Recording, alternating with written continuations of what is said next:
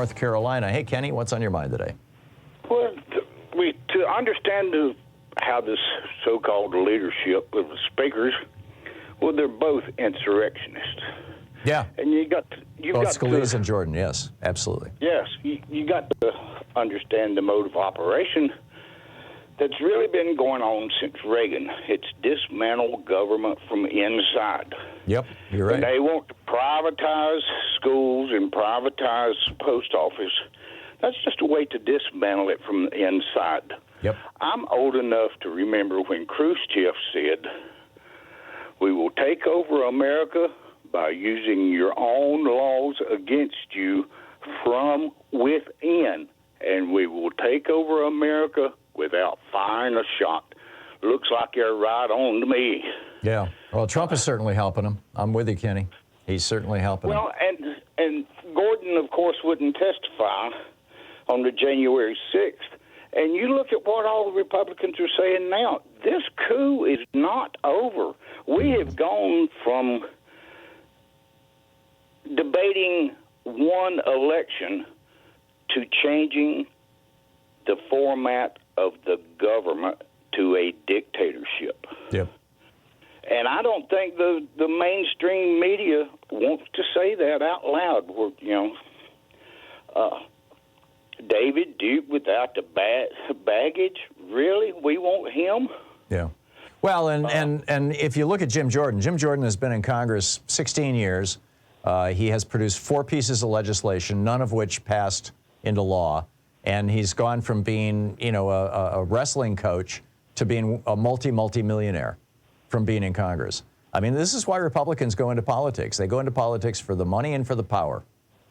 They say... Well, you look at what even Reagan and Newt said. Newt said that he wanted to end everything that FDR put in, including Social Security, right down to the child labor laws. Is that not what they're still doing? And look, remember, Casey of the CIA said, "We will know when our misinformation operation is working when everything the American citizen believes is false." Yeah, I don't know about Casey saying that, but I can. How do we win? Yeah, this has been a campaign to deconstruct the administrative state, to do away with social democracy in America, as you correctly point out, to basically roll back the entire New Deal and the entire Great Society. And these guys are absolutely committed to this, to ending Social Security, to privatizing Medicare. They're halfway there, by the way, in privatizing Medicare, thanks to George W. Bush's Medicare Advantage scam that was rolled out in 2003. I realize Medicare Part C goes back to the 90s, but it was the Medicare Advantage label and the whole program came about in 2003.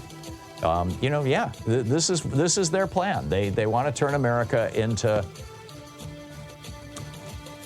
Mississippi. They want the entire country to be, no labor rights, no union rights, no Medicaid for everybody, no nothing, basically, no education. We'll be right back. What's on your mind today? Well, I wanted to speak to the earlier caller about food stamps. Mm-hmm. Maybe he never married someone who would threaten their preschool children that he was going to throw them out into the night where the monsters and the killers were, or at another time pick them up and shake them like a rag doll, and you suddenly realize this kid isn't going to survive if I don't do something. This kid is going to run when he reaches 10 or 12, and you'll never see him again. So I did do something. I left with a single suitcase and a box of stuffed toys. I started my life over. And yes, I needed food stamps for a while. My parents helped me. We got on our feet. I worked a full-time and 2 part-time jobs for about 20 years. I'm nearly 74 in a couple weeks, and I still work full-time. So if he thinks people using food stamps are lazy, he needs to get a clue, get off of his Republican high horse, and recognize that not all people have the luxury of a loving set of parents to watch over your children and a job that is given to you because you had the benefit of a college degree.